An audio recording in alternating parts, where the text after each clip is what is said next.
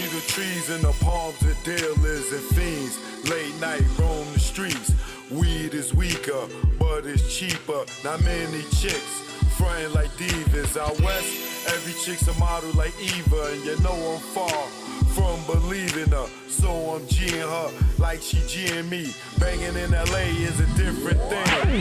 At the end, you either dead on the bang, getting out, doing better things. On Sunset, where they hang, Hollywood, where they hustle for change.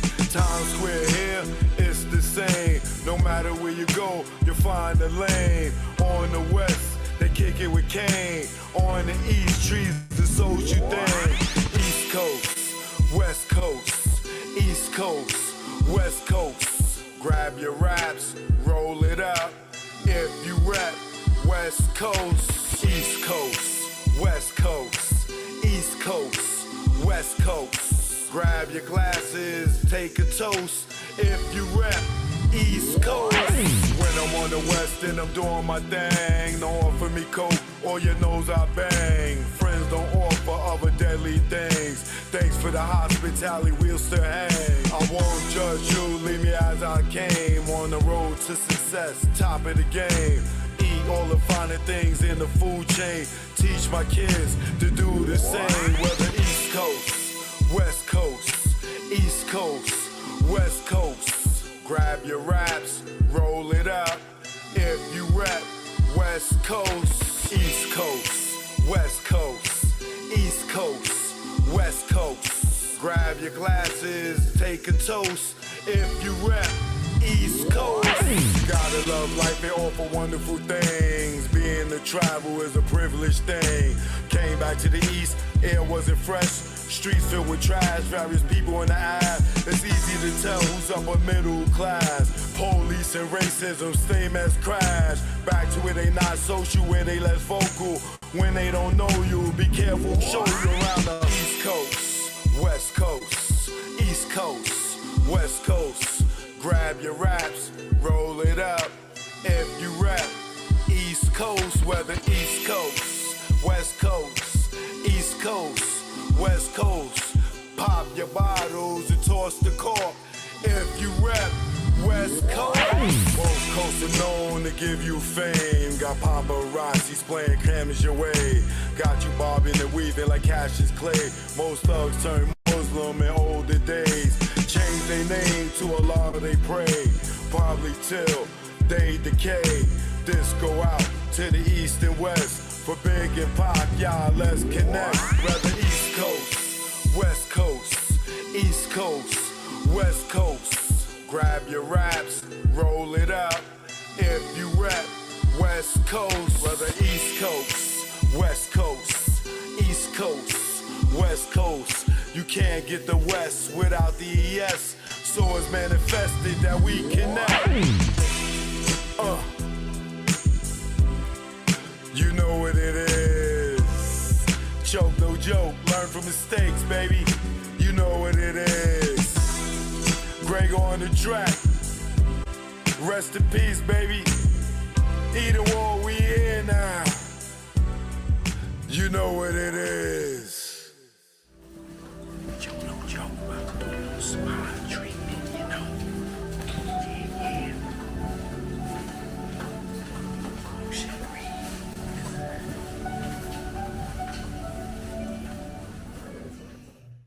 Choke, no joke, Chiggy choke, no joke. Choke, no joke, Chiggy choke, no joke. You know what it is. We in the building. We in the building. We in the building. We in the building. Come on in, come on in.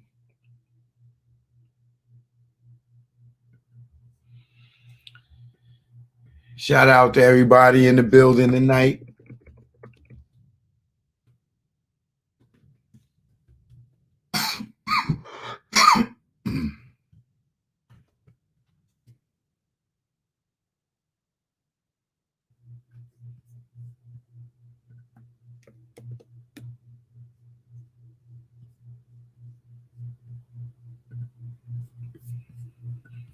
If you ain't subscribed to the new channel, Choke No Joke, the Content King, I just dropped the link for you so you can subscribe to the new channel. That's where you're going to get the mashups at over there.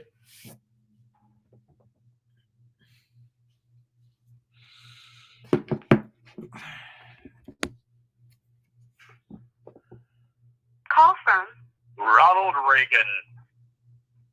to accept, press 1. To send a voicemail, press 2. Ronald Reagan is dead.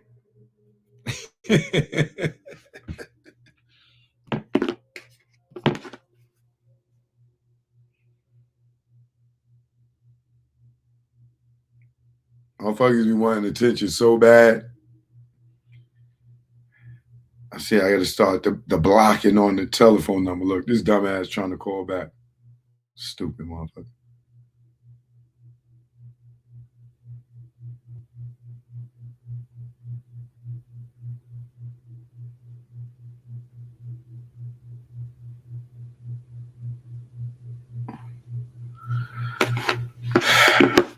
I'm not taking phone calls, so when I see y'all know when to call.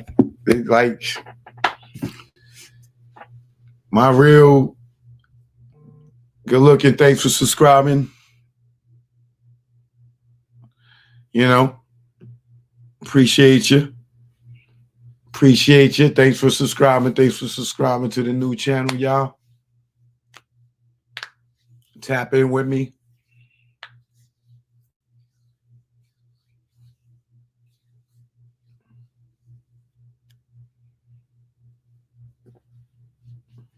So before I get into these transcripts, there's a few things of current events I got to address because I got to stay on top of these things. Now, one of them is, let me see if I can pull this up because I heard about it. I ain't see it.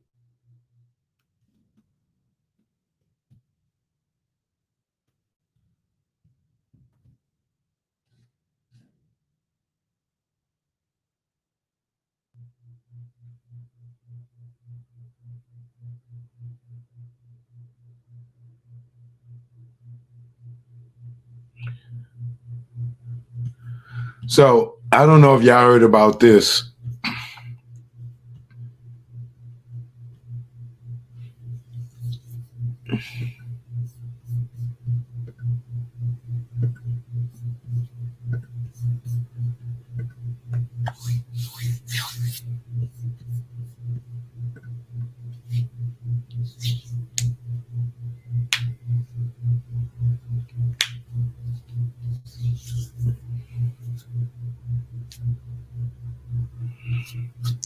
Have y'all heard about this? Jason Reels Network. Have I ever thought about performing my music live at a concert? Oh, most definitely. I'm gonna have a show coming up in Texas in November. I'll announce it later once the check clears. But yeah, I'm doing the show in Texas. All right, but I'll give y'all more details on that in a minute. So if you didn't hear, Drake said Friday that he will be stepping away from music for a year or longer to focus on his health, in particular, recurring issues with his stomach. I probably won't make music for a little bit. I'm going to be honest. The Canadian artist said on Table for One, his radio show on Sirius XM. Now, I'm not doubting that part of him stepping down from music is due to health issues. Because a lot of these dudes, y'all don't be knowing, these niggas be going to get liposuction and all kind of shit that they don't want to go in the gym and work out for, or walk in the park, or hit them benches like me that have this nice body. But I'm willing to bet part of it is probably record sales. You know what I'm saying? He dropped the album a while ago. What was his last album? Let me see.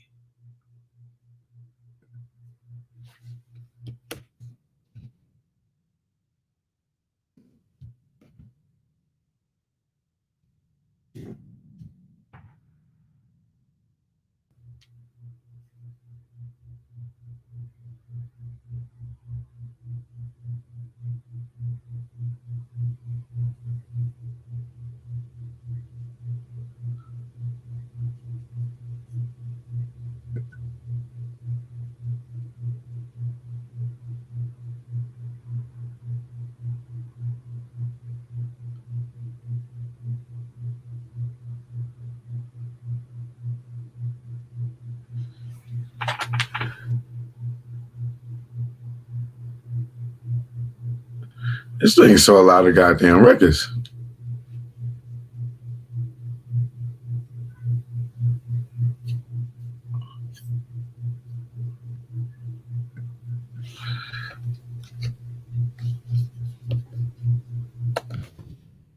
This last album. Oh, honestly, never mind. Which didn't do big. And then he just dropped this album. And this album, nobody's talking about it. And this is probably one of the times in a long time that Drake don't got no goddamn single.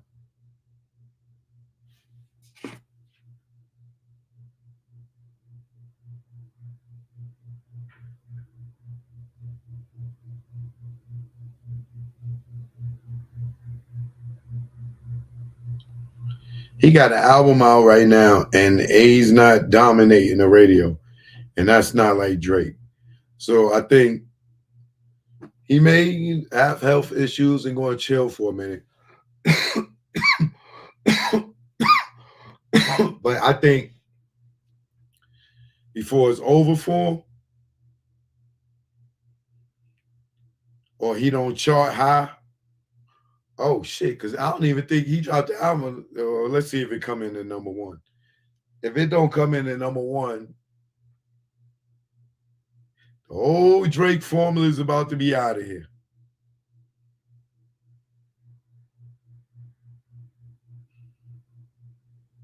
But we do wish you good health, Drake. I'll hold the game down for you till you get back. By the time you come back, they ain't going to hear that garbage no more.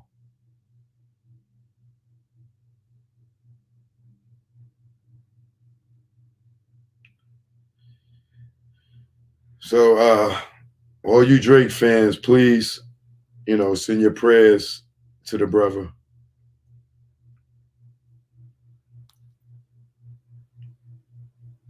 Because he may be, he getting older. So he may be having complications. And, with these dudes, and they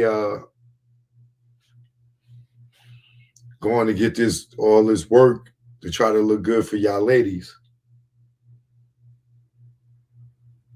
And maybe some of y'all guys, because he is painting his nails now.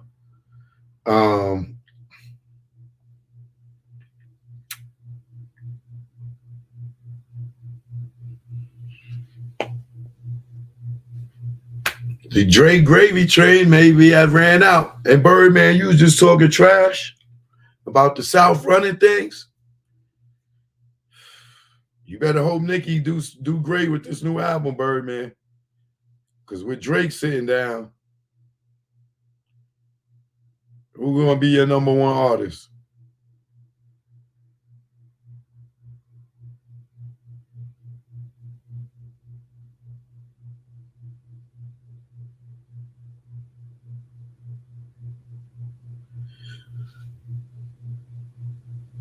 gonna be your number one artist, Birdman, with Drake sitting down?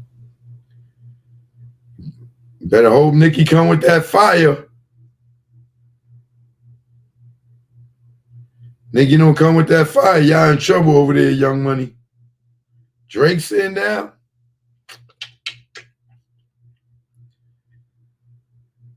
That means a lot of people better get in that studio. Drake, I'm going for your spot, buddy.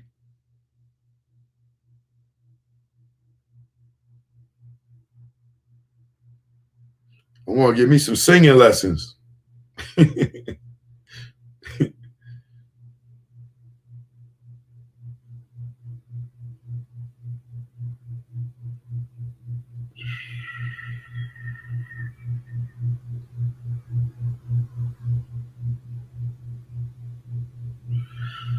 Okay, yeah, I'm trying to send out these notifications real quick.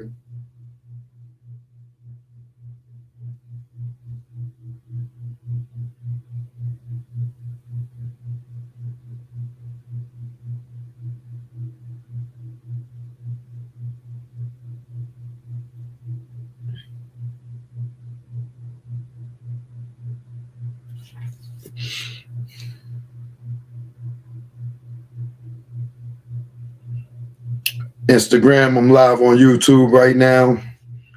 Current events, back to these transcripts in the Keefe D case. Oh boy. Instagram.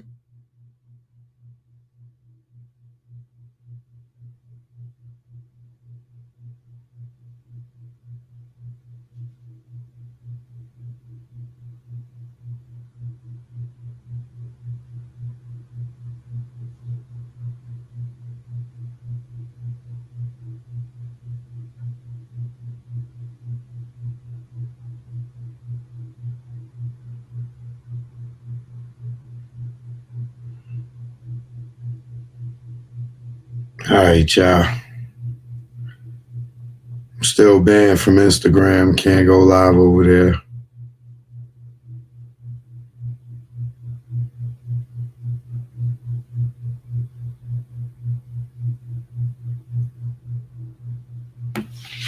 Okay.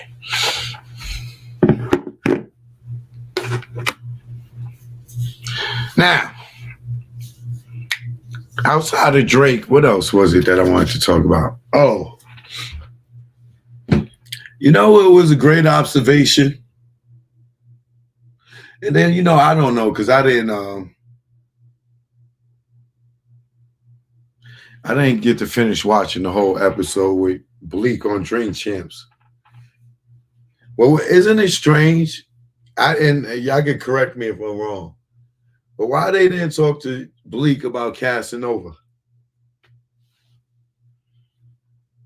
Anybody that run into Bleak and do an interview with Bleak, ask him why he ain't saying free Casanova. Why he ain't keeping his name alive? Why as soon as that nigga got arrested, it was over for him. Like, no more warehouse music talk, nothing. I'm just curious. Dudes always say they keep it real. I don't know, maybe it was the gang affiliation. Niggas want to get away from that. Or he know Jay-Z, like, nigga, you brought that nigga around here and that nigga caught a charge.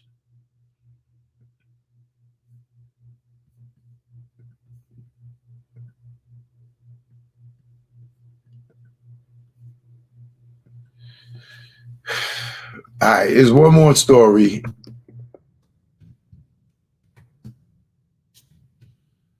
That is blowing my mind. I don't know how I missed this, but a friend of mine's pulled my code to it. And damn, and this is dated September 26th. I'm so late on this story, man. But I'm pretty much sure a lot of y'all had heard about it.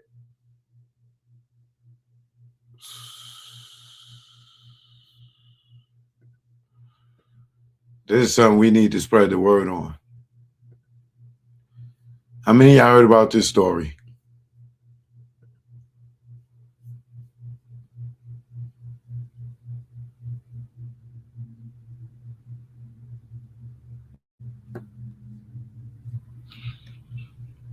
Any of y'all? More than 1,000 kids reported missing in Cleveland.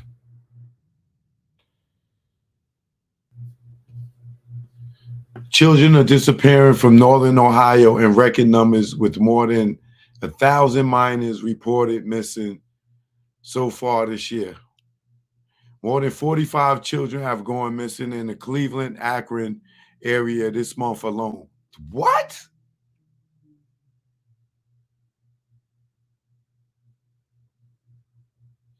More than 45 children have gone missing in Cleveland and the Akron area this month alone.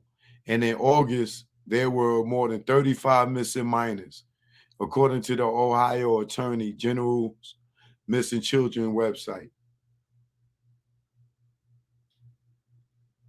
The disappearances are creating a disturbance trend in northern Ohio, which began in May when nearly 30 children went missing in just the first 2 weeks.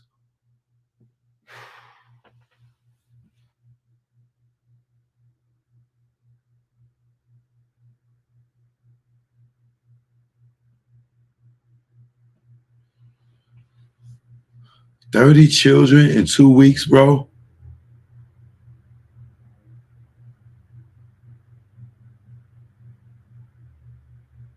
30 children in 2 weeks.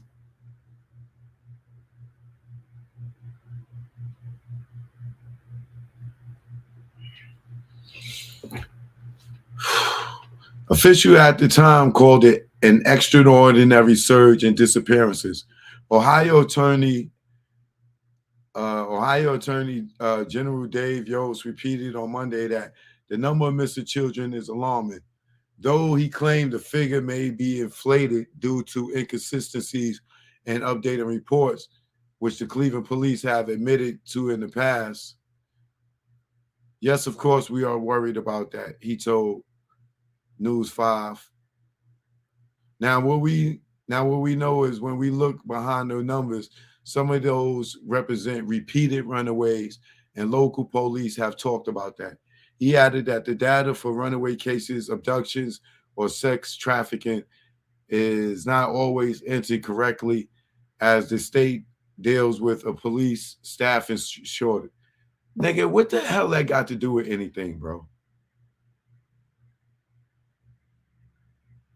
That's still a lot of people missing.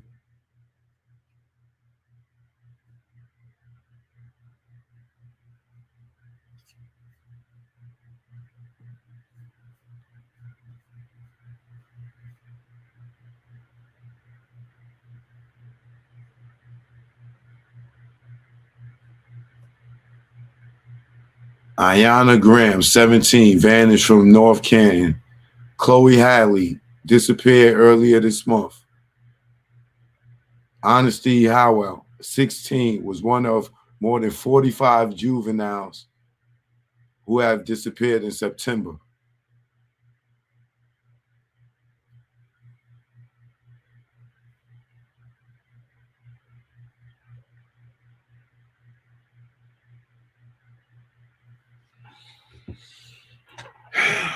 Now, I don't know.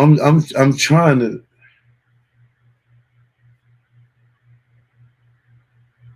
Gideon Hefner went missing September from American Township. Cameron, 17, was last seen in Akron. And Elijah, 16, disappeared on September 20th.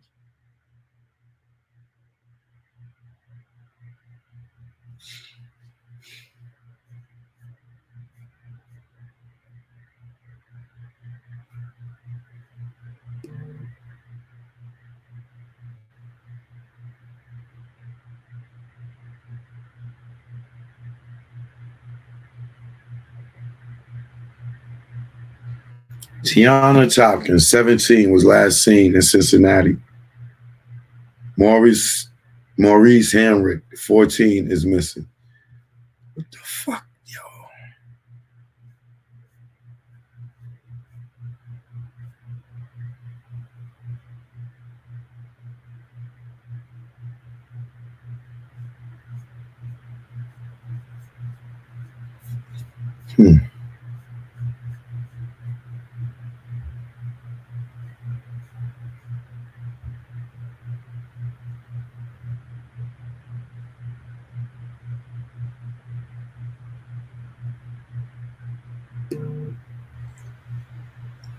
This is crazy, bro.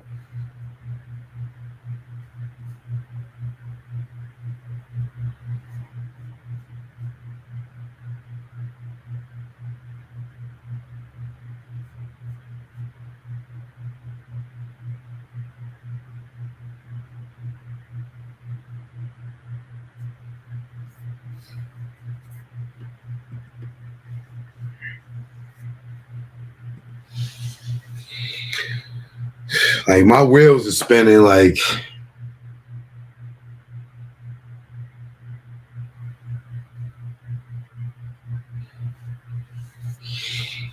now either they got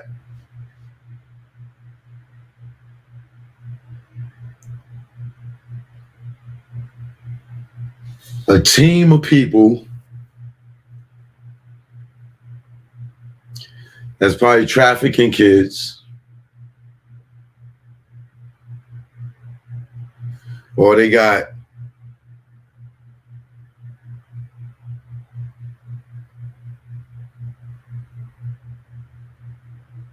some type of serial killer.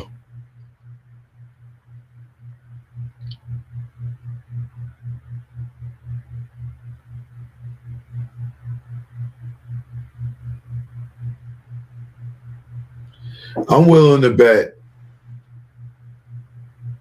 that probably 80% of those kids that's been abducted got led somewhere by social media. Somebody on social media. Because how do you get this many people all in the same age range go missing?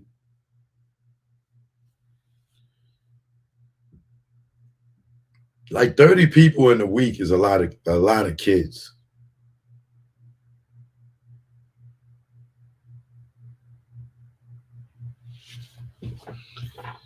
Wait, what's the numbers on this shit? Because when I'm looking at these kids, and these all look like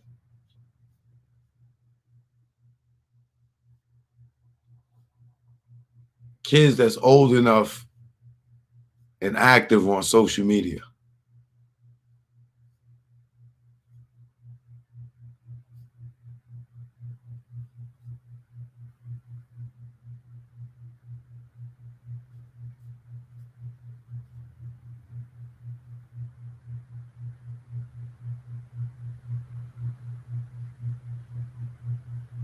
A 1,000 kids, man.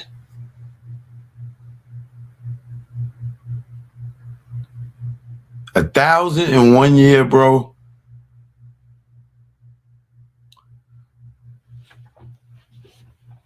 $45 children in a month in the Cleveland, Akron area. Just Cleveland and Akron area alone this month. 45 children. Bro, that is more than a kid being kidnapped a month, a day. That is a kid being taken away a day. More than one a day. 45 kids is 30 days in a month. 31.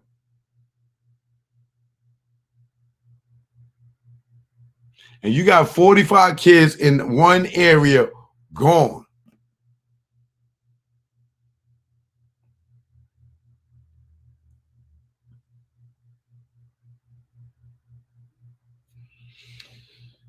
That's something that I probably would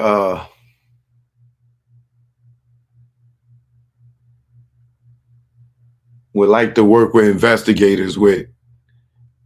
to find that the person that's doing that or people that's doing that. Because I guarantee you the first place they need to start with is social media. Go check all those kids and see which app they all have in common. That would be my first line of business if I was investigating this thing. I would go and see which app all those kids was using, and then narrow those apps down and to see how many of them had the same friends, and then narrow that down to them having all the same friends,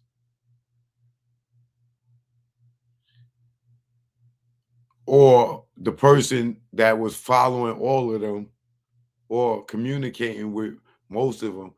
That should have narrowed it down to a certain amount of people. And then I would start from right there.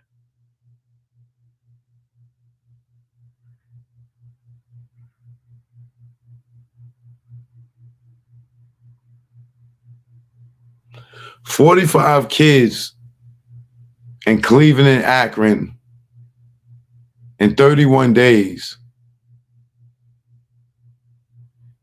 You know how many parents is grieving right now in Ohio?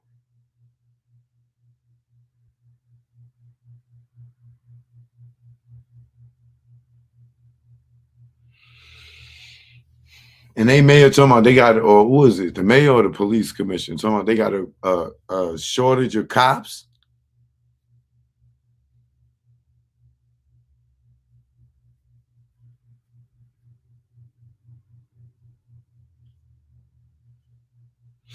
Y'all got to watch our kids on these social media joints. I seen a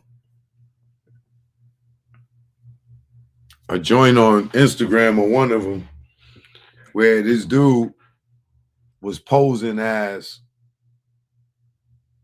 a young dude, and then he would go and tell the parents, like, "Yo, I'm talking to your daughter on social media. She think I'm a young dude. I would like for you to be in on this, and I'm gonna lure her to a place to see if she come." And the mother was like, "My daughter would never do that. She would never do that." He was like, "All right, well, let's see. Are you with it?" She was like, "Yeah." He got the mother to come over to a house or something that he had, and he put the girl's mother in the closet, right? And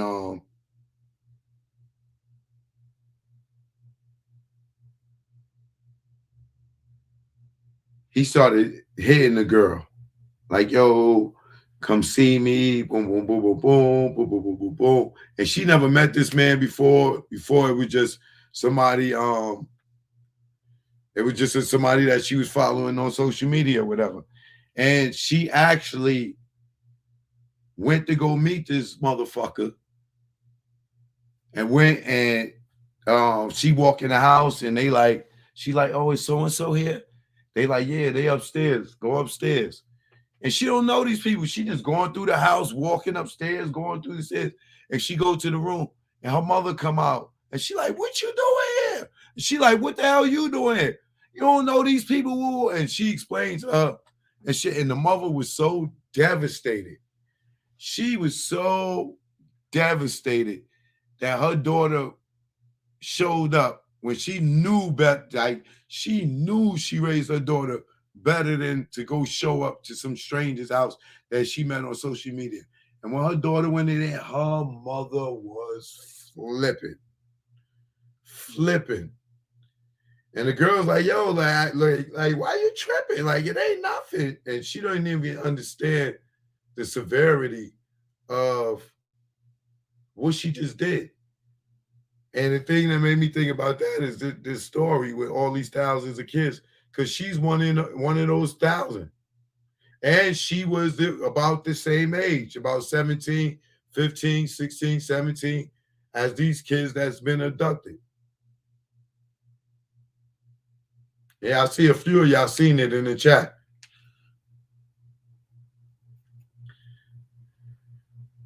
If you have children, somebody said she was 14. If you have children and you just saw that story that I just showed, especially if your ass is in Ohio or anywhere near, sit your kid down, show them that, go over it with them. I'm sure it's video on there, but I ain't want to play it. I'll probably put something together and put it on my the Content King channel. But that's very alarming. If you ain't got kids, then you may not understand. If you ain't got grandkids, you may not understand. But a lot of children these days are engulfed in social media. A lot of them. Like, if you don't tell your kid to put the phone down, they'll be on that shit all day. And they sitting there meeting people that they don't know who's who and what's what, and they don't have your wisdom. They don't have your knowledge, even though they may be smart and know how to work that phone. But when it comes to these sickos out here in this world, they don't have that experience. And that phone is giving them access to all kind of people. You see these crazy motherfuckers calling my phone right now? And they grown folks. I would not be expecting nobody to be watching me, to be childish, to be calling me crank calling. So if me as a grown-ass man at 50 got grown-ass idiots calling my phone, crank calling and stuff, imagine what they would do to your children.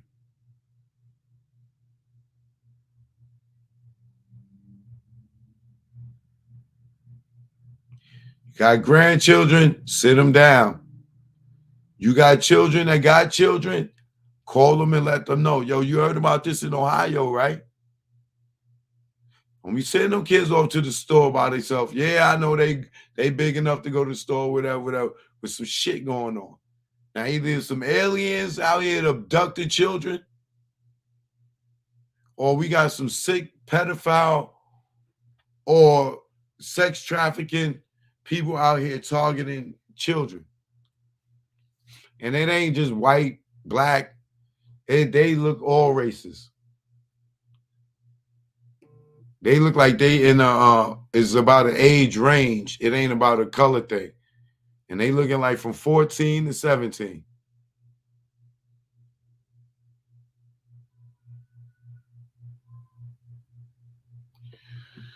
Please notify your family members.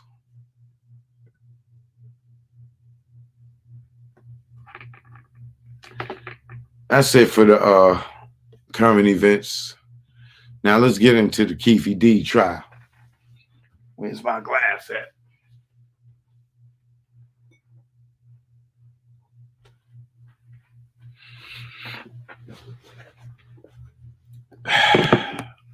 So next up, we got. Well, I got more transcripts too, because they the more came out, so I got even more of the more witnesses that testify. I got those too now. So make sure you subscribe, hit that notification bell, like this and share this video so everybody can tap in.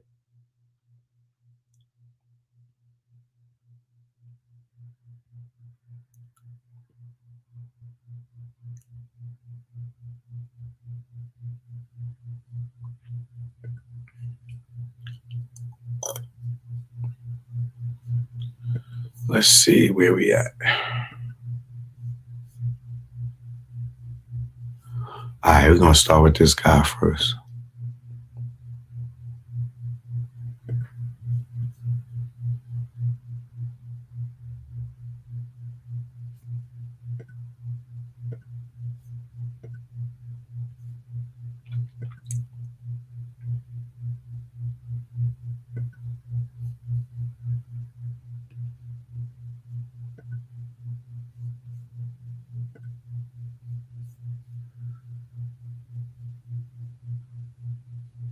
You're welcome, Martha.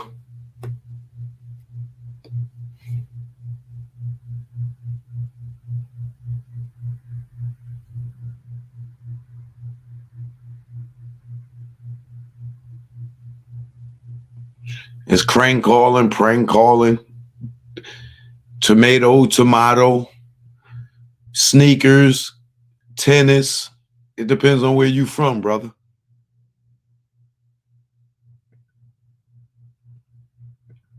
All right, so Leonard Jefferson is the guy that took the last photograph of Tupac.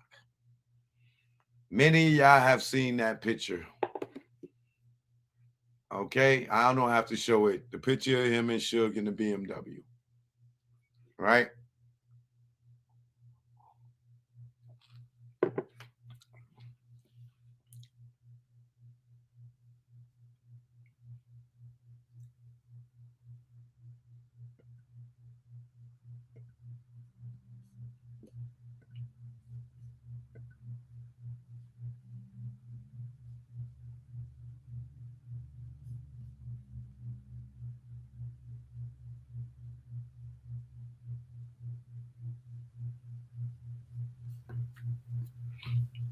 You know what I noticed?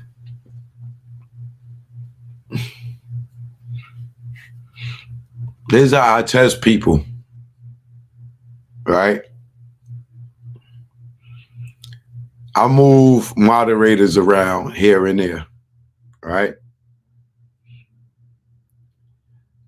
When I take a wrench from somebody and I'll give somebody else a moderator, the people that was moderators before, they stopped fucking coming on the show. They ain't in the show no more. They ain't their feelings because they ain't the moderator no more. That's how I know who's real with me and who's not. Because I noticed that the people that I let new people moderate. So the people that was moderating before, now they mad and they don't come in and they ain't on chat. They don't got no love no more. But when they had the wrench, they was in here every day. So you see what fake love is. You know what I'm saying? Fake support is. Now there's some people that I've gave wrenches and then I'll move them around and they still come in, they still comment, this, that, and other. But as you notice, y'all know the people that had wrenches before and shit. Now you don't see them in here no more. You know, it's the strangest thing where it shows you who really supports you and who don't, right? So some people will come until they can get a wrench and they ask for it, you give it to them, and then if you take it, they don't fuck with you no more. I'm just saying, I'm just very observant. Y'all know who I'm talking about. If you've been around and you've been watching, I ain't got to say no names. You know what I mean? But sometimes I go to other people's pages and I see that they moderators on somebody else's page. So it's like I take them off. Go ahead, go over there and be a moderator. Because if me and that person go live at the same time, what you gonna do? So if you're doing it for them, you don't need to do it for me. You know what I'm saying? And it's all in fun. It ain't no fucking real job, and it's just all in fun and support. But it goes to show you how people get in their feelings.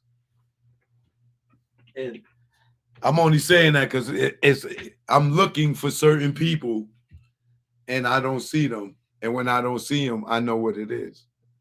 But anyway, let's move on. Ha. So Leonard Jefferson has been sworn in. Okay.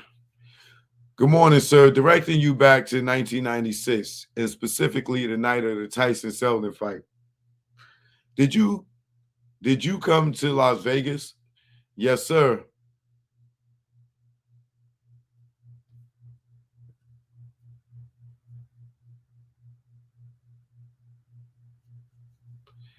Listen, I know somebody said, nah, Cho, you got rid of some loyal mods, though.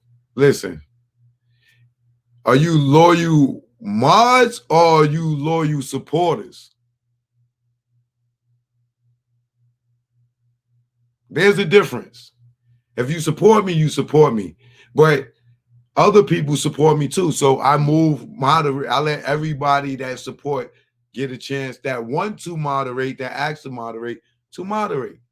So it ain't no less that I'm not you're not loyal or I'm not loyal to you. But I can't have everybody be a moderator. You just can't. You know what I'm saying? Because people start doing favoritism shit and this, that, and other. So you move them around. Ain't nobody been no day one. If day one is 2006. I've been on YouTube since 2006. Okay? Ain't no day ones. Day one is the fucking tunnel. VHS. That's day one. Okay, Malik?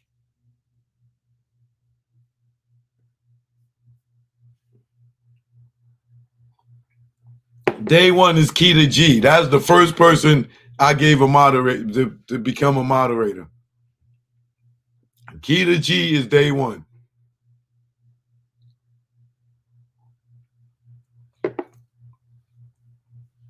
I just don't do the fake shit. That's all.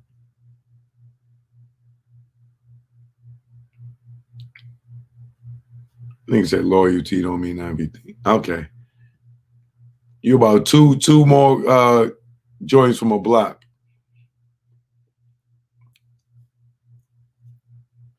Good morning, sir. Directing you back to the 1996 and specifically the night of the Tyson Seldon fight. Did you come to Las Vegas? Yes, sir. Where were you living back then? What state? You don't have to tell me exactly where. California. And why did you come to Las Vegas that weekend? I was coming for the Tyson fight. And did you come by yourself or with anybody else? I came with another gentleman. Did you ever make it to the MGM that night? Yes, I did. Did you ever make it into the fight? No, I did not. Why not? I sold my ticket. While you were at the MGM, did you see somebody that went by the name or whose name was Tupac Shakur? Yes, I did. And when did you see him? When? Yeah, coming in or going out. Oh, coming in. So you saw Mr. Shakur coming into the MGM for the Bruce Seldon fight? Yes, sir. What did you do after you sold your ticket? I was people watching, just watching, the people come in, just all the different celebrities, different people. And after the fight started, I crossed the street to my hotel. Do you remember what hotel that was? I believe it was back then, it was the Monte Carlo. And did your friend go with you? Yes. Does there come a point in the time, after you leave the MGM when you decide you want to leave the Monte Carlo? And why? Yes. And why did you want to leave the Monte Carlo? I wanted to get something to eat. Objection, leading. You could tell this person already told the story and they just asking the questions to get them through the story. And where did you go? And where are you getting it from? California Pizza Kitchen. California Pizza Kitchen. And did you pre-order it or were you going to drive over there? Yeah, I phoned in my order. After you phoned in your order, did you leave the Monte Carlo? Yes, I did. And what vehicles were you in? I was in my Suburban. Were you alone or did your friend go with you? I was by myself. So after you get into the Suburban, I assume you leave the Monte Carlo. At some point, do you see Mr. Shakur again? Leading, bro. You can tell this motherfucker done told them this story and they just coaching them through it. Yes, I do. And to the best of your recollection, where were you when you saw Mr. Shakur? I was on the Strip, Las Vegas Boulevard. And were you heading northbound? I don't know the direction. Where were you headed? Let me ask you this. So if the Monte Carlo is Tropicana and Las Vegas Boulevard, were you heading in the direction of, let's say, what is it now? The Stratosphere or the Wynn? Yes.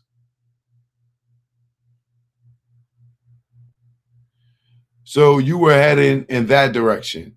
I was heading in the direction that I'm facing now. Okay. Does there come a point in time?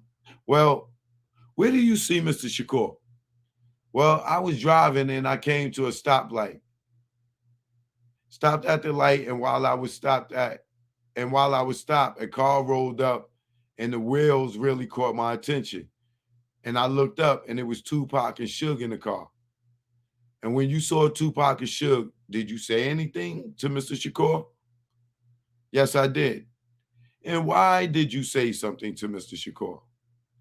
I was just saying hello, what's up to him. I had a conversation with him before in Los Angeles, and I was just saying what's up to him. How did you know, or how did you meet him in Los Angeles?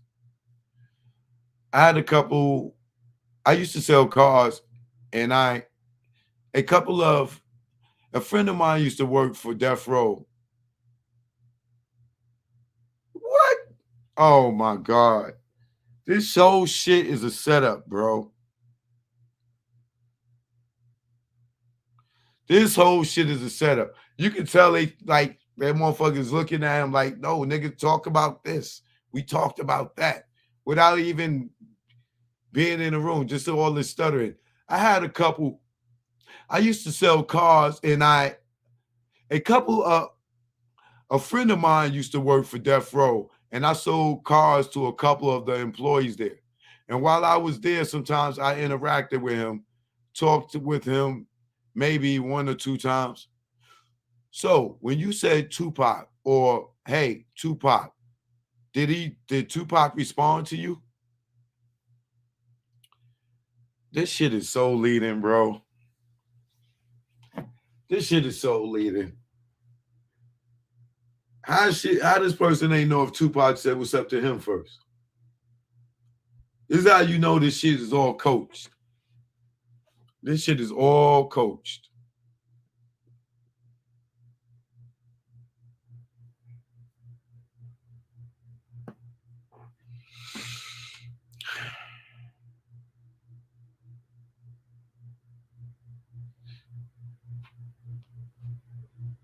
Yeah, he kind of wait. So when you said Tupac or hey Tupac, did Tupac respond to you? Yeah. He kind of looked, kind of paused, and then he recognized me and he said, "Oh, what up, man?" And then I said, "Hey, where you guys going?" And he said, "We're going to the club. You should follow us." I said, "All right, cool." Did you make a request of Mr. Shakur at that point? Yeah. I don't know why. I don't know. I was a fan and all that, I guess, or whatever. And I said, "Hey, man, let me get a picture real quick." If this nigga just told you to follow him to the club and you get ready to go follow him to the club, why you need a picture right there at the light?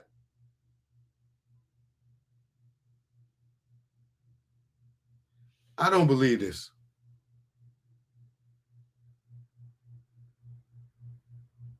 I don't believe this story. I don't believe this story.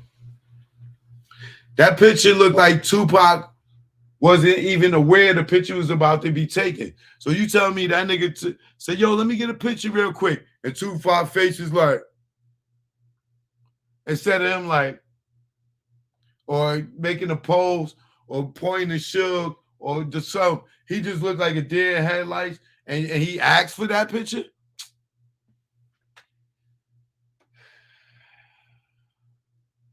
Who tracked this dude down and coached him to this shit, man? Come on, man. I don't believe this, man. I don't believe this for nothing. That not. I believe this dude may have took a picture of Tupac, but they had all this conversation at the light, and he asked to take a picture, and that's Tupac pose for the picture. A dead headlights. Somebody coached this dude, man. Did you make a request of Mr. Shakur at that point? Yeah. I don't know why, but I don't know. I was a fan and all. What nigga, how you a fan and all? You been seeing this thing at the label on the regular. You just said you see it and you sell cars to these niggas. Now I understand you being a fan and all, but you done met him a few times.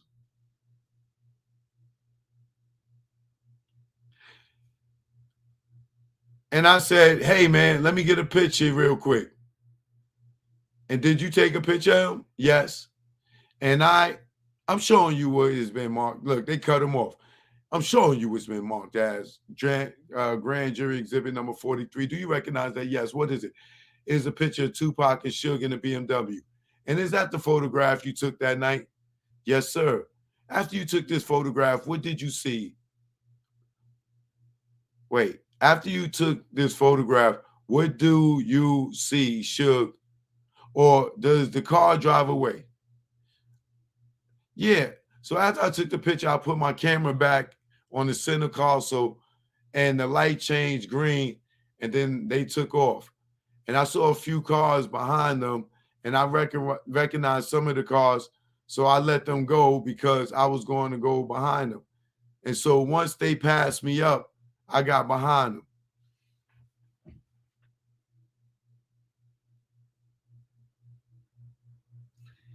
He recognized some of the cars that was with them from where?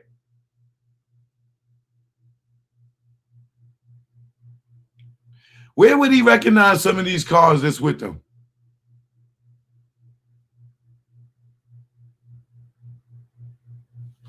Let me see where the hell this is going.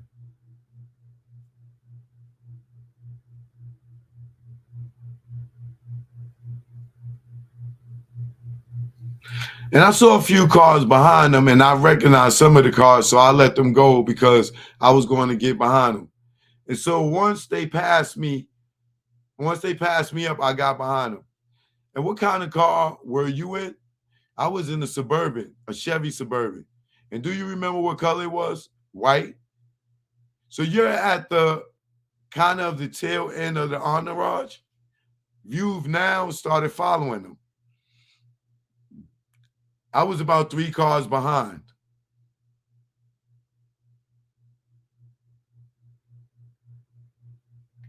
It's the Outlaws. It's Buntree. So he's saying he's the 3rd car. Okay, at some point, does Mr. Knight turn off of Las Vegas Boulevard? Yes. And sometime after he turns off Las Vegas Boulevard, does something catch your attention? After he turns off? Well, at some point, do you hear something that causes your concern? Leading, Your Honor, leading, objection, leading.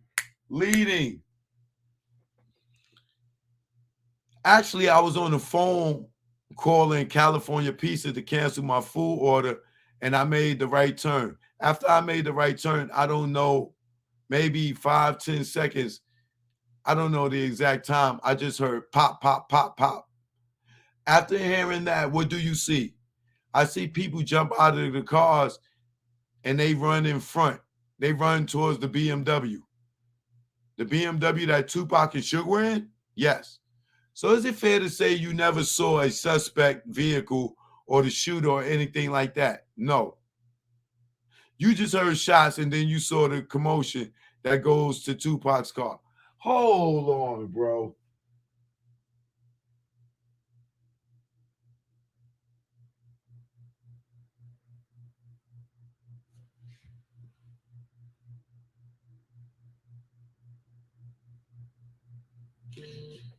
He's at the light with them.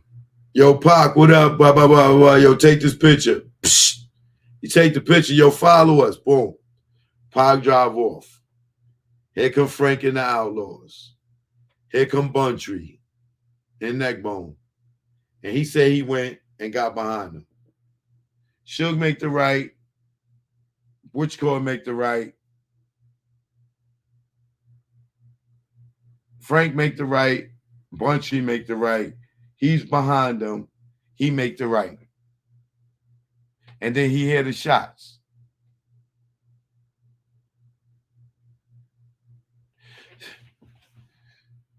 So where the fuck is the alleged Keefe D car come pulling up on them at? How did they zoom past this nigga and he don't see nothing?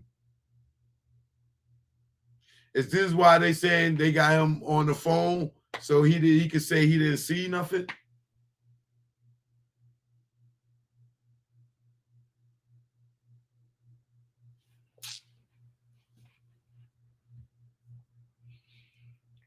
So is it fair to say you never saw the suspect vehicle? Wait.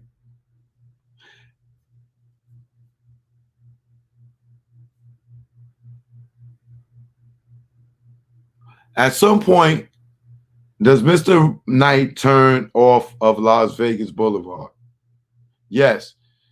And sometime after he turns off of Las Vegas Boulevard, does something catch your attention? After he turns off, well, at some point, do you hear something that causes your concern? Actually, I was on the phone calling California Pizza to cancel my food order, and I made the right turn. After I made the right turn, I don't know, maybe 5-10 seconds. I don't know the exact time, but I just heard pop, pop, pop. After hearing that, what did you see? I see some people jump out of the cars and they run in front. They run towards the BMW. The BMW that Tupac and Sugar were in, yes.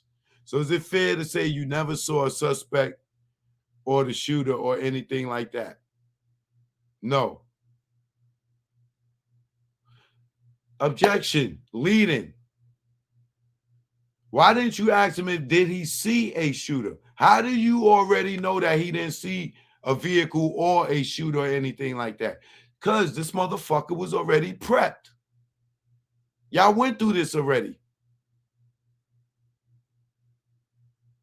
You just heard shots and then you saw the commotion that goes on to Tupac's car. Yes, sir. What happens after that? After that, I see the BMW make a wide U-turn. And then it makes the U-turn. There was the people that had ran towards the car are now running back towards their car. And one of the guys tried to get in my vehicle, but my door was locked. And I recognized the guy, but the guy wasn't riding with me. So I guess he realized he was in the wrong car or trying to get in the wrong car. And then I got caught up in the moment and I followed behind him and I made the U-turn as well.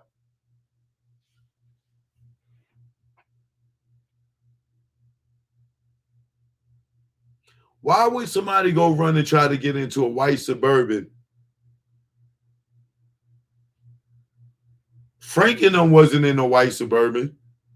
Buntry and them was in a black Toyota Supra. So why would somebody that was with Pop run and try to get into the white Suburban?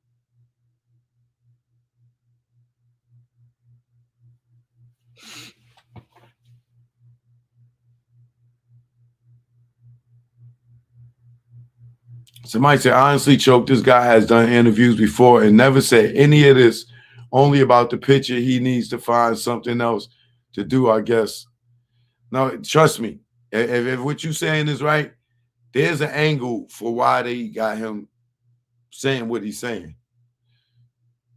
Now the evidence has established that the shooting happens as the entourage is heading eastbound on Flamingo at about Colville. You see Suge take a left and go back towards the strip, as well as the other cars, then start following them. And you follow as well. Yes, sir. Can you describe for me how Suge's driving westbound on Flamingo as he gets to sort of where the strip is? Yeah, he was speeding and he maneuvered away from one car or a few cars, and then he made a big wide left turn back onto the strip or Las Vegas Boulevard. As he made that turn, he went up on the curb, and then he came back down, and then he sped off, and then he came through the intersection as well. Oh, y'all fucked up here. but I can't say why. I can't say why. And do you follow him until, well, at some point, does his vehicle stop? Yes. So there was like, it was kind of a crowded, and wait, let me go back to that.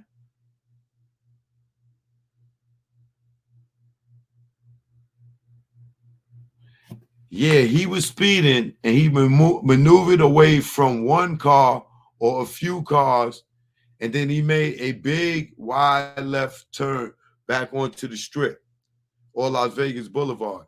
And as he made that turn, he went up on the curb, and then he came back down, and then he sped off, and then he came back through the intersection as well. I gotta, what page is this? 61. I gotta let this nigga hear this.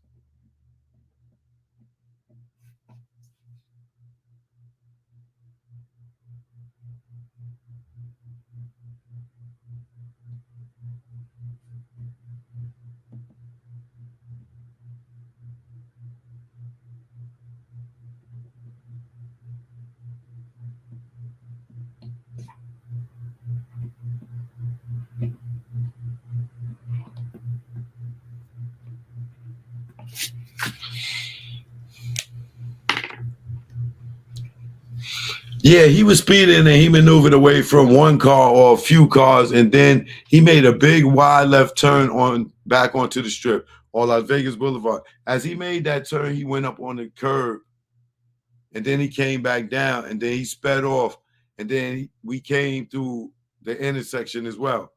And did you follow him until, well, at some point, does his vehicle stop? Yes. So there was like, it was kind of a crowded. So, excuse me. Yes, so there was like, it was kind of crowded, and he made a left turn, and then he couldn't get across the way. I remember he couldn't get across. And then he was sitting there, some bicycle cops rode up on their bikes, and one of the cops threw the bikes down and was, giving them commands.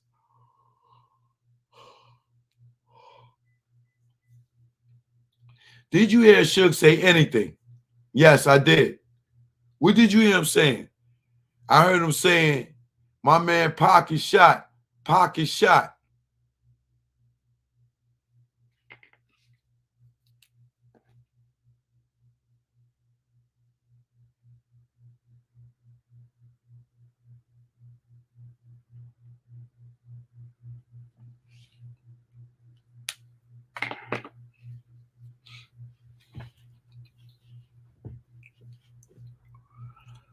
As you watching this unfold with police at Suge's car, did something happen to you? Yes. What happens? Objection, Your Honor, leading. How you knew something happened to him?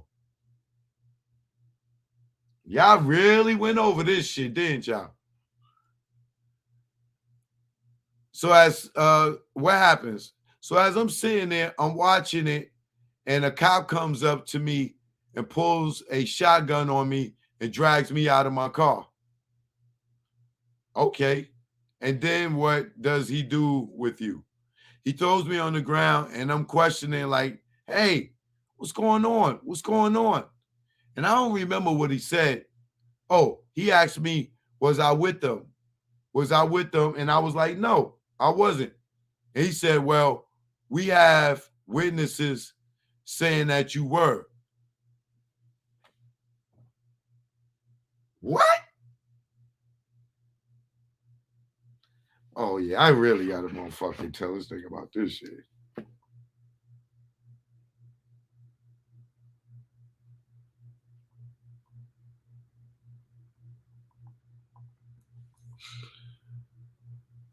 Oh, he asked me, was I with them? Was I with them? And I was like, no, I wasn't.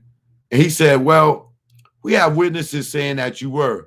And I said, I just saw them. I just saw them at the intersection. I just took a picture. And then, you know, they were searching me and they searched my vehicle. And as I was laying there, I saw, you know, the melee going on with the police with Suge. And I saw them run over there to the other side, to the passenger side where Tupac was. I saw them trying to get in the car. And is it fair to say this motherfucker keep cutting him off when he getting ready to volunteer some shit? Is it fair to say that there were multiple vehicles with multiple people pulled out and proned out? I don't remember. I just remember myself. You just remember yourself getting pulled out like that? Yes. At some point, do you get released from the scene, which is basically the corner of Las Vegas Boulevard and Harmon? Yes, I do. And where do you go? I went back to my hotel. And when you got there, where in the hotel did you go? I went back to the craps table where I left my friend and he was still there. And did you start to tell him kind of a crazy objection, Your Honor? Leading. These motherfuckers really went over this. Oh, they went over this. I went back to the crab table where I left my friend and he was still there. And did you start to tell him kind of the crazy story of what just happened? Yeah. I was talking to him and telling him what happened, and that was it. While you were standing there talking to your friend, did something happen? Yes. I had been there about 10, 15 minutes, and I'm standing there talking to my friend, and all of a sudden I get a tap on my shoulder. And I look behind me, and it's the same police officer that drugged me out of my vehicle. And he said, "We fucked up. We shouldn't have let you go. The detectives need you back at the scene."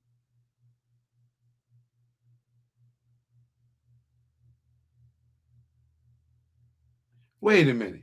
How the fuck did they know where he went? So you telling me he's only been going 10, 15 minutes. These niggas is shot up outside, waiting for the ambulance, all this other shit. And some way or another, they found this nigga not in his room, but at the fucking crap table?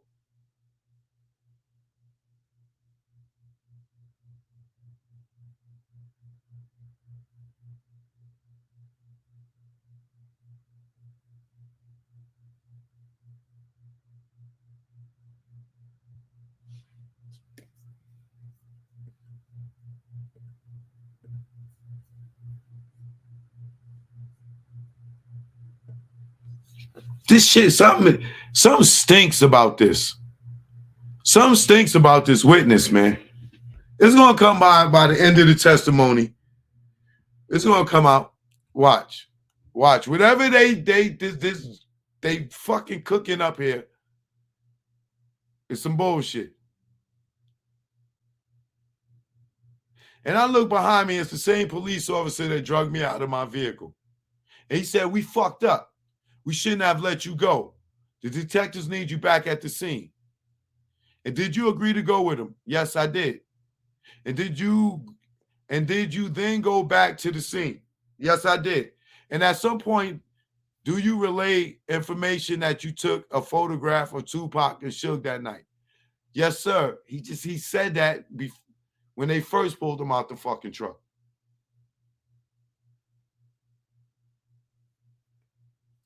And do the police, I don't know if either you voluntarily gave it to them or whether or not they just took it. But at some point, did the police officers recover your camera, take a copy of it, but then provide you your camera back? Yeah. The detective, I can't remember his name, but he interviewed me. He asked me to see the camera. And it was a 35 millimeter camera, and I still had some exposure. So I don't know. Well, you guys look like you know what a 35 millimeter camera is. So the camera that I had, had like a self rewind. Like if you don't take all the, expose all I guess all of it, you can do a rewind. So they wanted to, he said, do you mind if I, take my film? And I said, sure. He said, well, we'll get it back to you. We just want to see if, the picture that you took, to see if there's anything that, if there's anything on that picture. Essentially, moments before Tupac is shot, this shows what he's wearing and what Suge is wearing in that vehicle. Yes, sir. That completes my questions for the witness. If the grand jury has any questions. Oh, I have one. I'm sorry. Did you get your film back? Yes, I did. They FedExed it back to me about a week, 2 weeks later. And did you get that camera, the picture back? The picture? Did they give you? They sent me back the film. Yeah. They just had the film.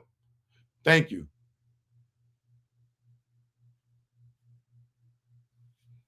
So they dismissed this guy.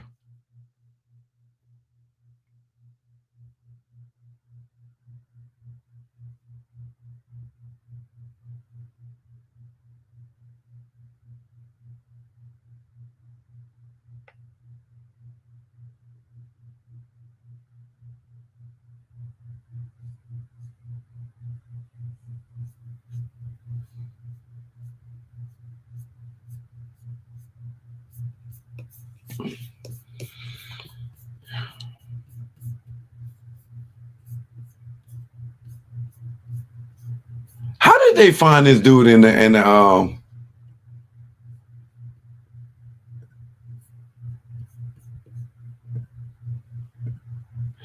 casino at the crap table? How far is the Monte Carlo from? Let me pull up a goddamn map.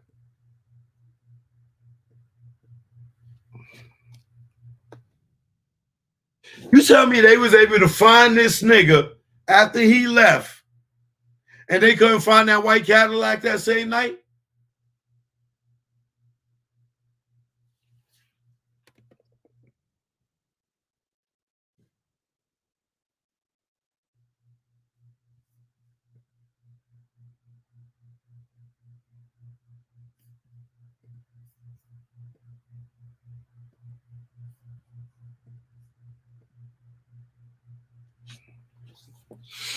Okay, let's see here.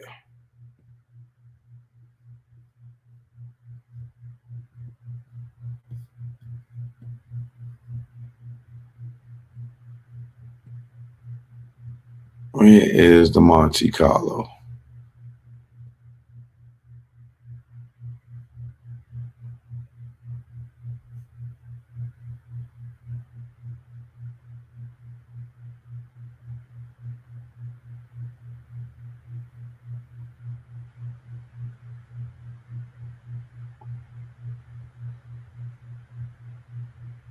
The hell's Flamingo at?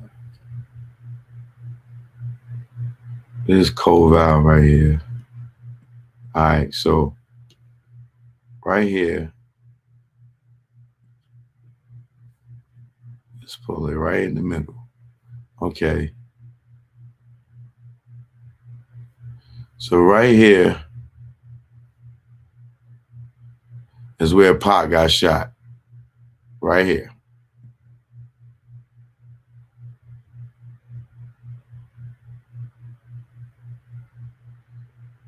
Where the fuck is the Monte Carlo?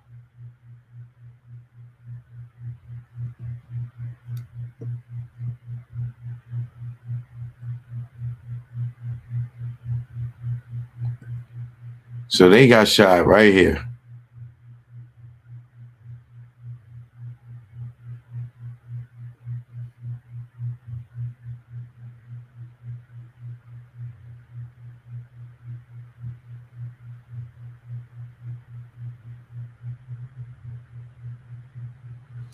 Is the Monte Carlo still there? Let me see.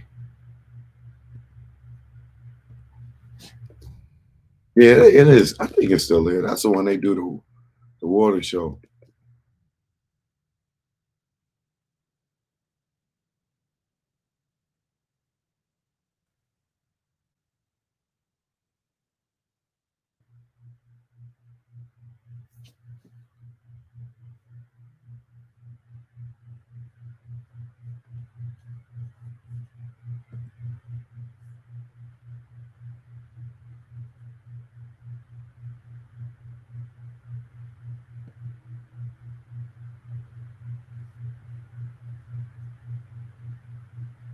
It's on Las Vegas Boulevard.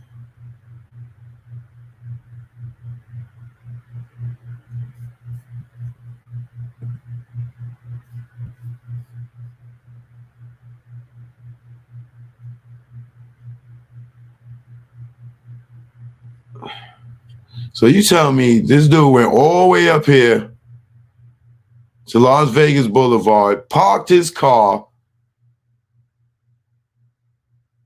went and met his friend at the crap table, and the cop pulled up on him and found him?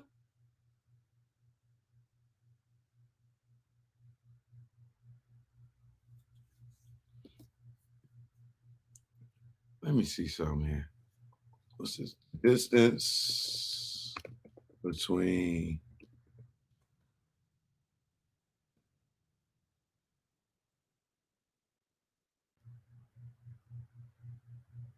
Let's see what's on Cold Island. Weston, Las Vegas Hotel to the Monte Carlo.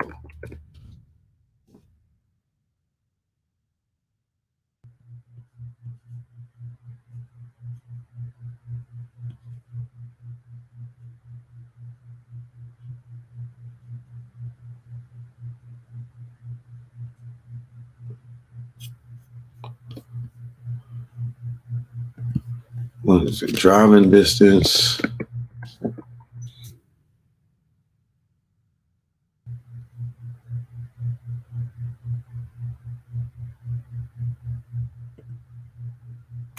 Oh, it's the Park MGM now. The Monte Carlo is the Park MGM. Park MGM distance to go out. Go. There we go. Okay. Make sure y'all can see that. Yeah, y'all can see that. All right. So Pac and Suge is right here. Right where you see this red dot at. Right here, right? So you telling me this is where they got shot at. The dude leaves. He drives all the way over here. And there's a 15-minute drive, y'all. He drives from here all the way over here, all the way down here to the Monte Carlo.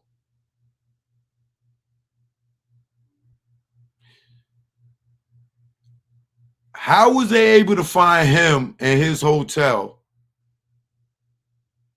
on the casino floor after he parked? And Suge and them is 15 minutes away.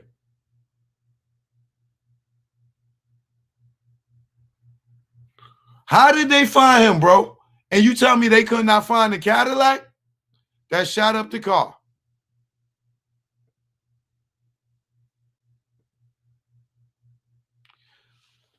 Who was that making sense to, bro?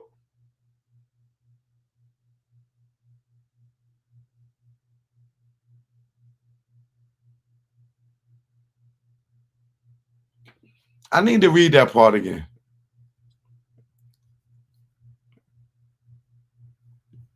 Oh, damn, did I close it? Yeah, I did.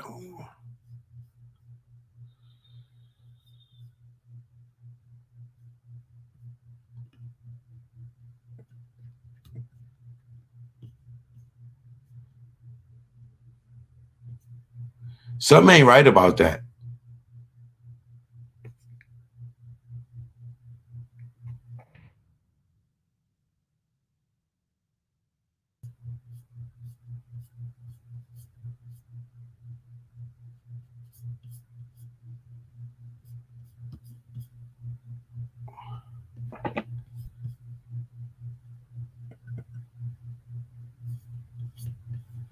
What page? It says 61.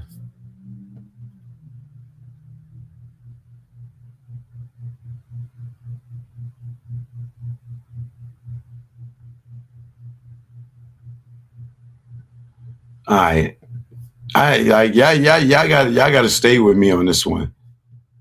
Like, how, how, just how is it fair that is it fair to say that there were multiple vehicles with multiple people pulled out and proned out? I don't remember. I just remember myself.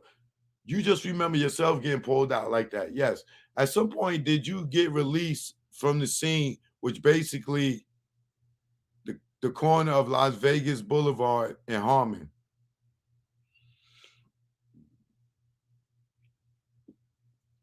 Yes, I do. Hold on. Let me look at Las Vegas Boulevard and Harmon.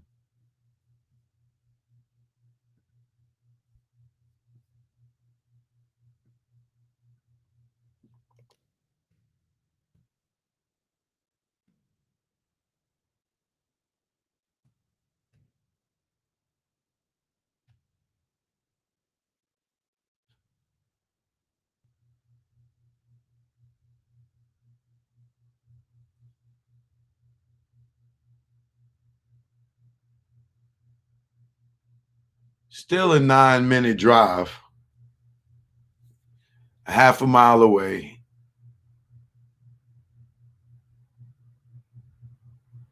I don't care. This nigga still parked this car, went in the casino. How the fuck they find this dude?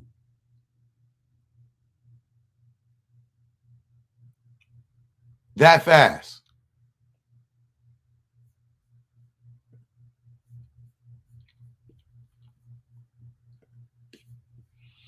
And at some point, you got released. At some point, do you get released from the scene, which is basically the corner of Las Vegas Boulevard and Harmon?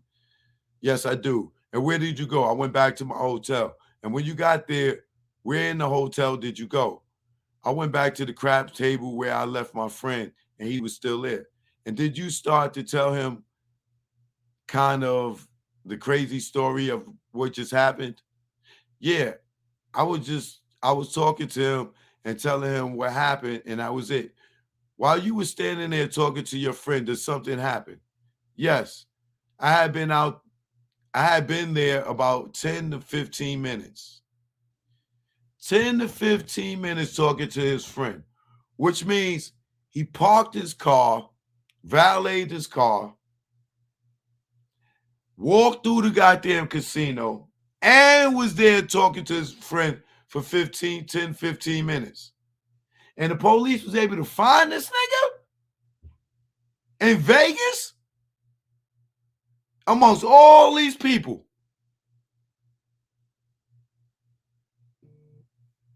What the fuck? He left the scene and said, yo, man, y'all need me. I'll be at the crap table over in the Monte Carlo.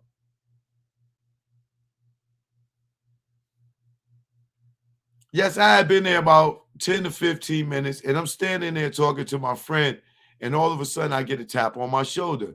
And I look behind, it's the same police officer that drug me out of my vehicle. I would love to know this cop's name. I would love to know this cop's name. And he said, we fucked up. We shouldn't have let you go. The detectives need you back at the scene. I bet you this is one of the motherfuckers that was working for Reggie.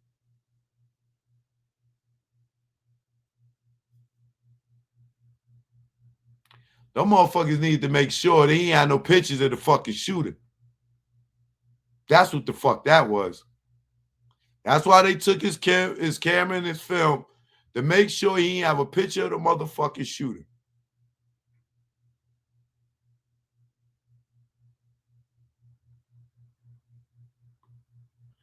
Me, I wouldn't have gave up my camera.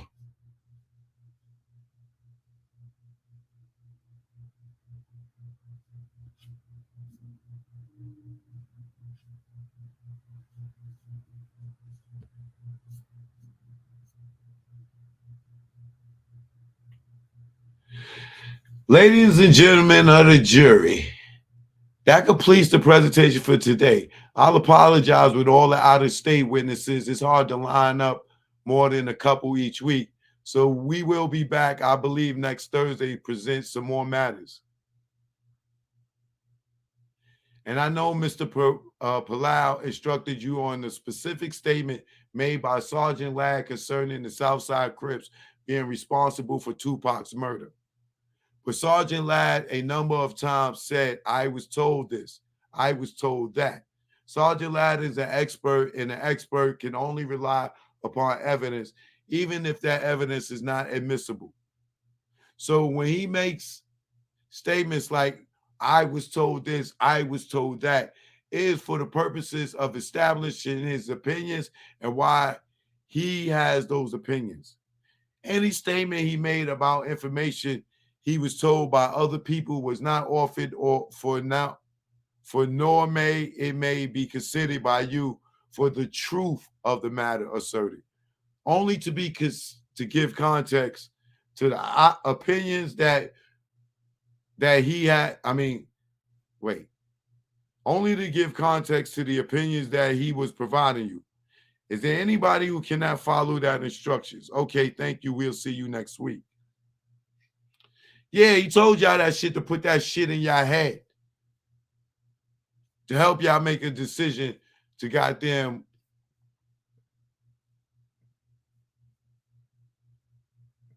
indict Keefe D. All right, let's get to